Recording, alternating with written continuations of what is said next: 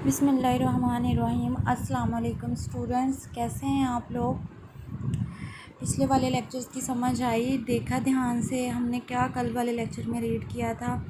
हमने ओवरव्यू लिया था बेसिक कॉन्सेप्ट्स एंड टर्मिनोलॉजीज़ का ऑफ डेटाबेसेस का, रिकॉर्ड, फील्ड और फाइल की डेफिनेशन रीड की थी। फिर उसकी एग्जांपल्स रीड की थी, एट्रीब्यूट, रोज़ एंड टेबल के बारे में पढ़ा था। फिर रिलेशन और टेबल के मतलब क्या होता है, उसके डाटा एलिमेंट्स के बारे में हमने सारा पढ़ा था। आज जो हमारा टॉपिक है वो है व्यूज़ का। व्यू क्या होता है, ठीक है। Views are created by using SQL. SQL stand for structured query language which is a powerful database language used for data definition and data manipulation purpose। किसके लिए, व्यूज़। जैसे कि सपोज़ अगर हमने एक पूरे का पूरा टेबल बनाया हुआ है, ठीक है। टेबल के अंदर क्या है, सेकेंडियर क्लास है। टेबल का नेम क्या है, रिलेशन। टेबल मीन रिलेशन, उसका नेम क्या है, सेकेंडियर, ठीक है। टेबल का नाम हम लोगों ने रखा हुआ है सेकेंडियर, और उसके अंदर हमने सेकेंडियर के टोटल 200 या 300 स्टूडेंट का पूरा रिकॉर्ड डाला हुआ है।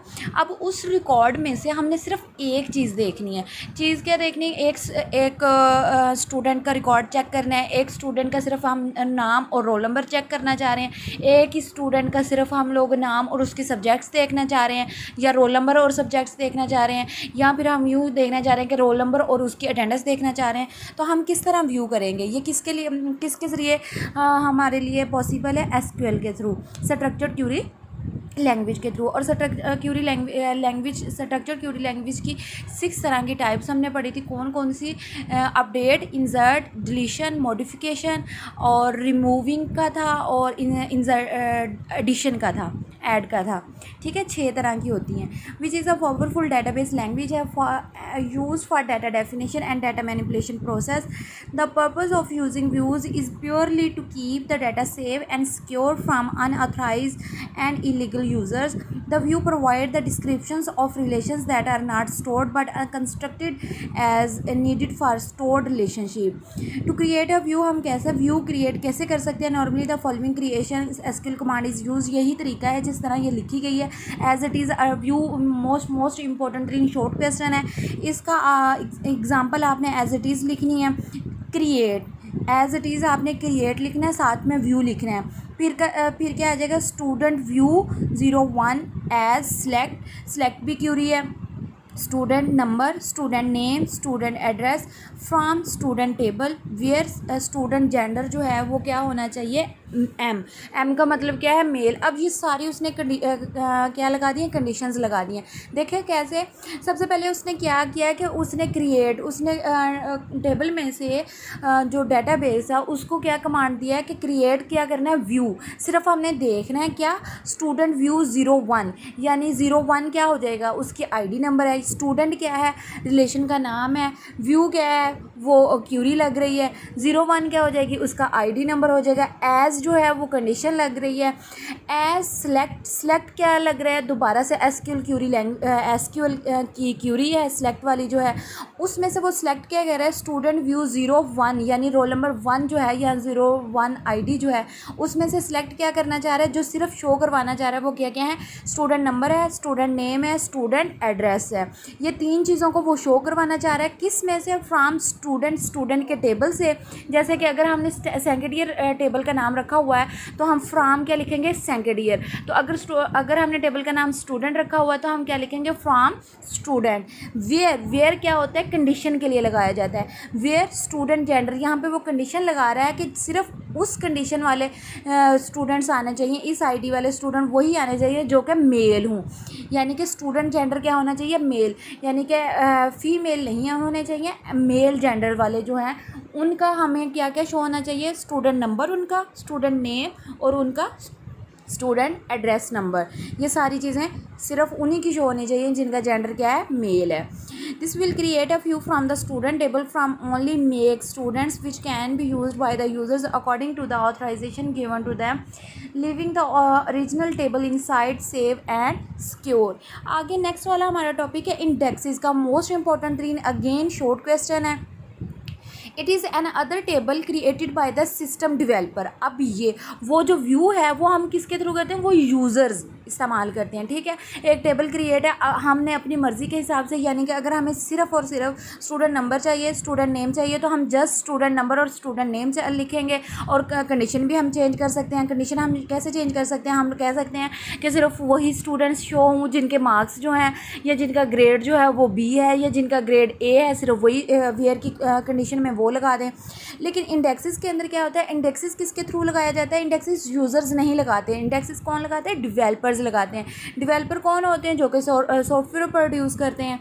It is another table created by the system developer. DBA, DBA क्या होता है? Database administrator. किसके थ्रू? Database administrator. कौन इसको करता है? Database administrator containing the key attributes of the table for which the index is created. It has a very vital role in the database management system, specially in RDMS। RDMS क्या होता है? Relational database management system. The important associations defined in the system make use of this. It help the system run smooth and fast. अगर developer जो है वो directly इसके अंदर एक कंडीशंस इंडेक्सेस लगा देता है। इंडेक्सेस लगाने से हमें क्या फ़ायदा होता है कि अगर हम रिपीट कर रहे हैं, जैसे हमने कंडीशन लगाई कि हमें सिर्फ वही जो रिकॉर्ड है शो होने चाहिए, वही स्टूडेंट्स के रिकॉर्ड शो होने चाहिए जिनका जेंडर एम है। अगर उनमें से कोई एफ़ का आ जाता है, वो क्योंकि कंप्यूटर इंसान तो नहीं है, वो इतनी समझ तो नहीं रखता है। ये उसके अंदर कंडीशंस लगाई गई हैं कि जो कमांड दी जाएगी एज इट इज़ आपने वर्किंग करनी है। अगर हम एफ़ लिख देंगे तो या एम लिख देंगे या दोनों लिख देंगे तो वो दोनों शो करवाएगा एज इट इज़ जो कि हमने कमांड्स दी होंगी। नेक्स्ट वाला मोस्ट इम्पॉर्टेंट 3 लॉन्ग क्वेश्चन है, काइंडली इसके ऊपर लिख लीजिएगा। ये बहुत ज़्यादा इम्पोर्टेंट है। कीज़ वाला टॉपिक जो है, की क्या होती है, की का शॉर्ट क्वेश्चन भी आ जाता है। ये लॉन्ग में भी इसकी जितनी टाइप्स हैं ये शॉर्ट में भी आ जाती हैं, शॉर्ट में भी डेफिनेशन एग्जांपल समेत डेफिनेशन भी पूछी जाती है, इनकी एग्जांपल्स भी पूछी जाती हैं। फिर इसका पूरे का पूरा लॉन्ग क्वेश्चन भी आ जाता है, की अलग से डेफिनेशन भी आ जाती है। अ की क्या होती है? A key is a single or combination of one or more fields and its purpose is to point retrieve the data rows from the tables according to the requirement. अब ये keys वो नहीं है जो हम लॉक लगाते हैं यानी ताले के लिए इस्तेमाल करते हैं। ये कीज़ वो हैं जो डेटाबेस के अंदर यूज़ होती हैं। ठीक है, ना ही ये कीज़ वो हैं जो कि हम लोग कीबोर्ड के ऊपर देखते हैं। कीबोर्ड के ऊपर सबको हम क्या बोलते हैं? कीज़ बोलते हैं ना, कि ए से लेके बी तक जो A to Z तक हैं वो अल्फ़ाबेटिकल कीज़ हैं। फिर इसके अलावा 1 से 0 से लेके 9 तक जो हैं वो न्यूमेरिकल कीज़ हैं या एडिशनल कीज़ हैं, ये सारे फंक्शनल कीज़ हैं। नहीं, ये वो वाली भी कीज़ नहीं, ये किसकी कीज़ हैं? ये डेटाबेस की कीज़ हैं जो कि डेटाबेस के अंदर यूज़ की जाती हैं। ठीक है, डाटा कीज़ होती क्या है? Is a single or combination of one or more fields. किसका कम्बिनेशन होता है? One or more fields. जैसे कि स्टूडेंट नेम, स्टूडेंट आईडी, ये दोनों मिलके क्या बनेंगे? ये दोनों क्या है? फील्ड है। स्टूडेंट नेम भी फील्ड है, स्टूडेंट आईडी भी जो है ये भी क्या है? फील्ड नेम है। ये किसका कम्बिनेशन अब कहलाता है? वन और मोर। एक का भी कम्बिनेशन हो सकता है, यानी एक भी हो सकता है फील्ड नेम, या फिर ये दो का कम्बिनेशन है। And its purpose is to point retrieve the data rows from the tables according to the requirement. Keys are defined in the relations table to access or sequence the stored data file fast and smooth or to create the links between them। Keys किसके लिए use की जाती है? Relation क्या कहलाता है? Table कहलाता है। टू एक्सेस और सीक्वेंस द स्टोर डाटा, किसके लिए? सीक्वेंस वाइज यानी स्टेप बाय स्टेप करने के लिए स्टोर डाटा को फास्ट और स्मूथ और to create link between them, यानी कि दो अगर टेबल्स हमारे दरमियान में बने हुए हैं, 2 टेबल्स हम लोगों ने बनवाए हैं, उनके दरमियान में हमें लिंक चाहिए, तो ये क्या कर लेगा? फास्टली और स्मूथली का मतलब होता है कंसाइजली, यानी कि आप बेटर तरीके से उसके दरमियान में आप एक्सेस कर सकते हो, एक दूसरे के साथ उनका आपस में लिंक करवा सकते हो। Let us assume 2 relations tables are as follows to define different types of keys. कौन कौन से हैं? Patient and physician. अब कौन से हैं? 2 टेबल हैं, एक टेबल का नाम क्या है? पेशेंट, और दूसरे टेबल का नाम क्या है? फिजिशियन।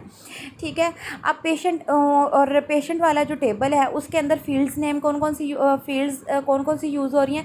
पेशेंट नंबर यूज़ हो रहा है, पेशेंट नेम यूज़ हो रहा है, पेशेंट हाई कोड यूज़ हो रहा है, पेशेंट लोकेशन यूज़ हो रही है और पेशेंट का स्टेटस यूज़ हो रहा है। ठीक है, ये सब के अंदर उन्होंने डाटा डाल दिया। फिजिशियन का भी सेम है, उसके अंदर भी वो फिजिशियन का हाई कोर्ट लिख रहा है और उसका फिजिशियन का क्या लिख रहा है, नेम लिख रहा है, और उसके अंदर उसने डाटा डाल लिया।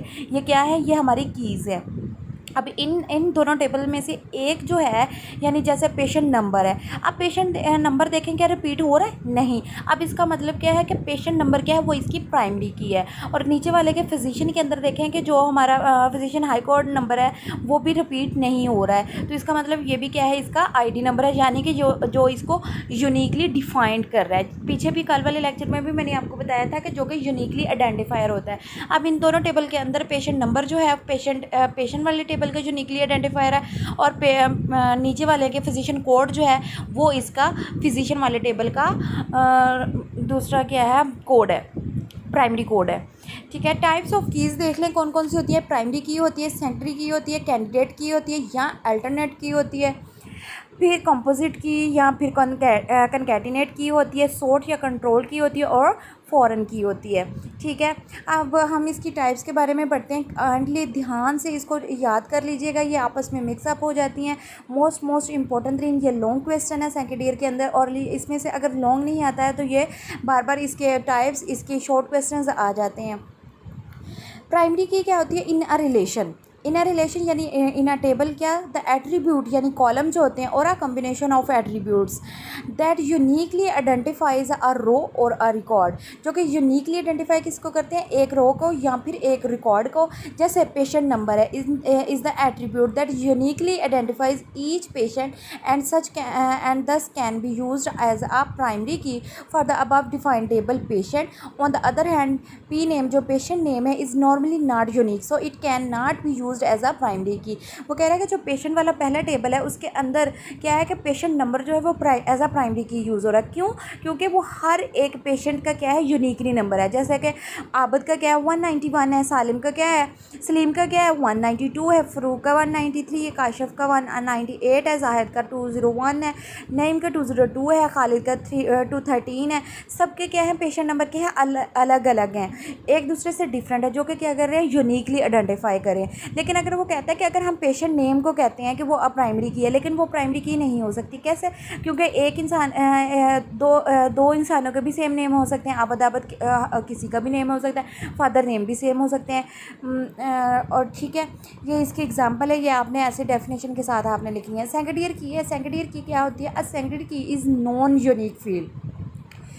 क्या कहलाती है, non unique field that is used as a secondary alternate key in the above table by using physician code जो है we can scan the record from the table. If the physician leaves we can change it with a new one by using update statement. Secondary key में वो क्या कहता है कि secondary की क्या होती है, नॉन यूनिक होती है, यानी कि अगर फिजिशियन कोड है 10001 वो किसको है, डॉक्टर आलमगीर का है। ठीक है, अगर डॉक्टर आलमगीर जो है वो छोड़ जाता है तो हम उसी कोड के हिसाब से और कोई डॉक्टर जो है वो उसको कोड असाइन कर देंगे। तो यानी ये क्या है, नॉन यूनिक है। यानी एक स्टूडेंट अगर ये एक डॉक्टर है तो उसी की पक्की नहीं रहेगी, अगर वो छोड़ भी जाता है तो उसकी पक्की नहीं रहेगी, अगर वो छोड़ जाता है तो उसका ख़त्म। अब कोई और आएगा तो वो उसकी आईडी जो है, उसका फिजिशियन कोड जो है वो गेन कर लेगा। नेक्स्ट है कैंडिडेट की या अल्टरनेट की। कैंडिडेट क्या मतलब होता है, एक की जगह पे काम करने वाला, या अल्टरनेट भी सेम चीज़ होती है, एक की जगह पे दूसरा काम करने वाले को हम क्या बोलते हैं, alternate key. Sometimes it is unclear which field is to select as the primary key. हमें नहीं पता होता कि हमने कौन सी जो फील्ड है वो as a primary key use करनी है। There might exist some additional field or combination of field that also have the uniqueness property. These keys can be termed as candidate key or alternate key. In addition for the uniqueness uniqueness requirement, candidate key must process following two properties. कौन सी properties को ये करता है, दोनों वाली ये जो हैं कंपोजिट की और कनकैटिनेट की। इसके अंदर क्या है, कैंडिडेट और अल्टरनेट की के, यानी जैसे अगर हम रोल नंबर और डाल लेते हैं, रोल नंबर डाल लेते हैं और स्टूडेंट का आईडी नंबर डाल देते हैं। अब रोल नंबर भी जो है वो भी यूनिकली आइडेंटिफाई करता है, और जो रोल नंबर आईडी नंबर होता है वो भी यूनिकली आइडेंटिफाई करता है। तो इसका क्या मतलब है, अब हम कंफ्यूज हो जाते हैं कि हम रोल नंबर को प्राइमरी नंबर बनाएं, प्राइमरी की बनाएं, या फिर हम आईडी को प्राइमरी की। अब इन दोनों को मिला के भी अगर आप दोनों को मिला के एक टेबल को बना देते हैं तो इसका क्या मिलाएंगे, अगर दोनों को आप चाहते हैं कि प्राइमरी की बनाना है तो वो जो दोनों को मिला के बनाएंगे वो क्या कहलाएगी, अल्टरनेट या फिर कैंडिडेट की। आगे कंपोजिट या concatenate key. These keys consist of two और मोर डाटा एलिमेंट्स और attributes in variably. These are the same as candidate or alternate except that of uniqueness requirement in order to make it unique, sign status or an other attribute से patient's ID number। यानी कि वो क्या कहता है कि इसके अंदर जो पेशेंट वाला है इसके अंदर हम स्टेटस भी डाल सकते हैं। स्टेटस और पेशेंट आईडी जो है वो सेम चीज़ है। आप स्टेटस डाल लो, उसको प्राइमरी की बना लो, या फिर दूसरा पेशेंट नंबर को। आगे सॉर्ट और कंट्रोल की। सॉर्ट का मतलब होता है तरतीब वाइज, सॉर्टेड यानी step by step sequence wise। A sort or control key is used to physically sequence the stored data according to our need। Multiple attributes can be used as sort fields। foreign key क्या होती है? A foreign key is an attribute in a table whose values must match a primary key in another table। The table in which the foreign key is found is called as dependent table and to which it refers is called a parent table। foreign key के अंदर क्या होता है? एक parent table होता है और एक क्या होता है, एक पेरेंट टेबल होता है और एक क्या होता है, चाइल्ड टेबल। चाइल्ड टेबल को हम डिपेंडेंट टेबल भी कहते हैं और पेरेंट टेबल को हम इंडिपेंडेंट टेबल भी कहते हैं। ठीक है, पेरेंट टेबल को हम इंडिपेंडेंट टेबल भी कहते हैं और चाइल्ड टेबल को हम डिपेंडेंट टेबल भी कहते हैं। ठीक है, पेरेंट टेबल के अंदर सपोज कर लेते हैं कि हमारे अंदर है हमारे दो टेबल्स हम लोगों ने बनाए हुए हैं। हाँ, हमारे पास फर्स्ट वाले जो पेरेंट टेबल है उसके अंदर है रोल नंबर, नेम और उसके सब्जेक्ट्स। दूसरे वाले के अंदर क्या है, पहला वाला जो है जब दूसरे वाला बनेगा तो दूसरे वाला जो टेबल है उसको पहले वाले की हेल्प चाहिए। ठीक है, पहले वाले हेल्प चाहिए तो वो इन तीन उसके पास फील्ड्स हैं, एक रोल नंबर है, एक नेम है और एक क्या है, सब्जेक्ट है। अब उसमें से वो उसकी क्या ले लेगा, पहले वाले टेबल से उसकी क्या लेगा, प्राइमरी की, जो कि यूनिकली आइडेंटिफाई कर लिया। दूसरे वाला टेबल उससे रोल नंबर वाला एक फील्ड लेगा, फिर उसका क्या डालेगा, सब्जेक्ट डालेगा और फिर उसका क्या डालेगा, मार्क्स। अब रोल नंबर और फर्स्ट वाले का रोल नंबर ये मिलके क्या बनाएंगे, फॉरेन की। अब इसका ये नोट दिया गया है, फॉरेन की क्या है, foreign key relationships are the basis of are establishing और 1:1 1:1 और 1:m relationship across the relations table in a relation database management system. ये वही एग्जांपल को शो कर रहे हैं जो कि मैंने एग्जांपल आपको बोल दिया, ये आप लोग उसी के अकॉर्डिंग कर लीजिएगा। ठीक है, नेक्स्ट हमारा जो लास्ट वाला टॉपिक है वो है the user, the data administrator, the database administrator. Most importantly again ये दोनों शॉर्ट क्वेश्चन है, data administrator and database administrator. ठीक है, यूज़र क्या होता है, द यूज़र होते हैं हम, जो कि हम लोग क्योंकि हम लोग क्या यूज़ करते हैं, कंप्यूटर यूज़ करते हैं, तो हम क्या कहलाते हैं, कि यूज़र्स कहलाते हैं। द यूज़र और एंड यूज़र। अब इसकी जो शॉर्ट क्वेश्चन है वो कैसे आ जाता है कि डिफाइन एंड यूज़र। तो आप परेशान हो जाते हो कि ये क्या आ गया, तो यूज़र को ही हम क्या बोलते हैं, एंड यूज़र। तो इसका आप लिख लीजिएगा ध्यान से, इसको अंडरलाइन कर लीजिएगा, ये शॉर्ट क्वेश्चन बन सकता है, व्हाट इज़ एंड यूज़र। तो आपने ये इसकी डेफिनेशन लिखनी है कि एंड यूज़र क्या होता है, इज सिंपली अ पर्सन। हाँ, जैसे कि एक इंसान होता है who uses the computer for this specific need, जो कि एक इंसान हो सकता है जो कि कंप्यूटर यूज़ करता है अपनी नीड्स को पूरी करने के लिए। He might have a moderate knowledge of computer science and information technology and his need to use the computers may be entertainment, education or professional task. He does not need to know the in depth knowledge of the computer system but instead he should be aware of the installed software he intends to use. वो क्या कहता है कि जो user हो सकता है वो कोई भी आम सा इंसान हो सकता है, वो अपनी स्पेसिफिक नीड्स के लिए कंप्यूटर यूज़ करता है। कंप्यूटर यूज़ करने के लिए वो कंप्यूटर किसी भी मकसद के लिए यूज़ कर सकता है, नॉलेज गेन करने के लिए, कंप्यूटर के नॉलेज के लिए, फिर कंप्यूटर साइंस पढ़ सकता है, इंफॉर्मेशन टेक्नोलॉजी के थ्रू ये सारा यूज़ कर सकता है। और इसके अलावा वो कहता है कि कंप्यूटर किस किस के लिए यूज़ कर सकता है, इंटरटेनमेंट के लिए भी यूज़ कर सकता है, एजुकेशन के लिए भी यूज़ कर सकता है और अपने प्रोफेशनल टास्क के लिए भी। वो कहता है कि उसको उतनी ज़्यादा ज़रूरत नहीं होती, कि गहराई में ज़रूरत नहीं होती नॉलेज गेन करने की, वो सिर्फ उतनी ही नॉलेज गेन करके अपना काम चला सकता है जितना उसको ज़रूरत है या जितना उसने काम करना है। ज़रूरी नहीं है कि वो हाँ पूरा कंप्यूटर जो उसके अंदर जो जैसे बना क्या डाला है क्या नहीं डाला, तो वो सारा कुछ उसको आता हो तो ही वो कंप्यूटर चला सकता है। उसको बस ये पता होना चाहिए कि ये वर्किंग कैसे करता है, मुझे किस काम के लिए इसकी वर्किंग करवानी है या क्या मैंने इससे चीज़ें लेनी है, तो वो जस्ट जस्ट उसी काम के लिए उसको इस्तेमाल कर सकता है और उसी काम के लिए उसको सीख भी सकता है। आगे डाटा एडमिनिस्ट्रेटर। अब डाटा एडमिनिस्ट्रेटर कौन होता है? डाटा एडमिनिस्ट्रेटर भी एक data administrator is responsible for the entire data of an organisation. ये डाटा एडमिनिस्ट्रेटर होता है, जैसे कि हमारा कॉलेज में एक प्रिंसिपल होता है, एक वाइस प्रिंसिपल होती हैं, ऐसे ही है। जो प्रिंसिपल हैं वो क्या करती हैं, वो मेन काम करते हैं, वो जस्ट मीटिंग्स में जाती हैं, अपने कॉलेज की रिपोर्ट जाके देती हैं। लेकिन जो वाइस प्रिंसिपल होती है उसके अंडर हर कॉलेज का काम चल रहा होता है। वाइस प्रिंसिपल क्या करती है कि वो क्लासेस का प्रॉपरली देख रही होती है, कौन सी टीचर आ रही है, कौन सी नहीं जा रही है, क्लासेस कैसे कैसे हो रही हैं, हर चीज़ किसके पास होती है? वाइस प्रिंसिपल के पास। ठीक है, वो वाइस प्रिंसिपल जो है वो पूरी एक रिपोर्ट जनरेट करके किसको दे देती है? प्रिंसिपल को। और प्रिंसिपल जस्ट वो क्या करती है, वो बाहर के काम अनाउंस करती है, जैसे कि अपने कॉलेज से रिलेटेड जो पेपर्स हो रहे हैं, जो बच्चे आ रहे हैं, वो वाले सारे मसले मसाइल हल करती हैं।